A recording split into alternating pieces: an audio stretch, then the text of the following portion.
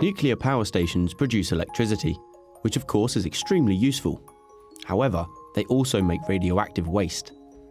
Radioactive waste can come from a range of activities, including generating electricity from nuclear power stations, treating medical illnesses, and conducting research. Did you know that radioactive waste can be harmful to us, either by irradiation or contamination? We're going to look at these two in this video. Irradiation is when a person or object is exposed to radiation without coming into direct contact with the radioactive source. The person doesn't make direct contact with the radioactive barrel, but since irradiation can happen at a distance, the person is still at risk. The damage to the person only happens when the person is in the area of the radioactive waste. Therefore, the person is only exposed to the radiation for a short time, and so receives a low dose of radiation. Irradiation can sometimes be useful, particularly during cancer treatment. People are irradiated in an attempt to remove cancerous cells from their body. Irradiation is also used to sterilize surgical equipment or to remove bacteria from fruit in supermarkets. The objects don't become radioactive themselves, and so are safe for use or consumption. Contamination is when a person actually comes into contact with the radioactive wastes. The person takes the radioactive source away with them and so are exposed for a longer period of time, and consequently have a higher dose which can lead to more damage.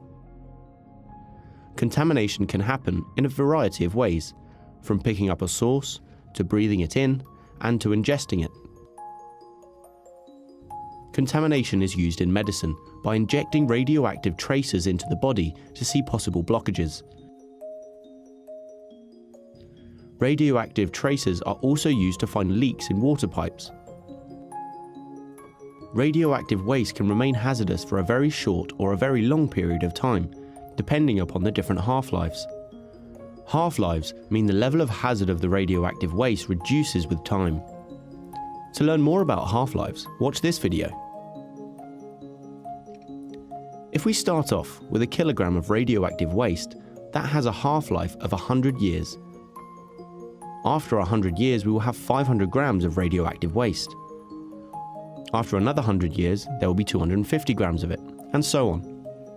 Eventually, the amount of radiation will decrease until it reaches the same level as background radiation. For medical contamination that involves injecting radioactive sources, isotopes that have very short half-lives are selected. The half-life is long enough that they stay active for the detection to be done, but short enough that they reduce the low-risk levels as quickly as possible. Background radiation comes from artificial and natural sources around us that we experience daily. It is low in magnitude, so it isn't harmful. However, for some radioactive wastes to reach this low background level, it may take several thousand years. So just how harmful is radioactive waste? The answer depends on the half-life of the waste and whether a person is irradiated or contaminated. It's like asking how long is a piece of string. We've learned about the differences between irradiation and contamination. To learn about different uses of radiation, watch this video.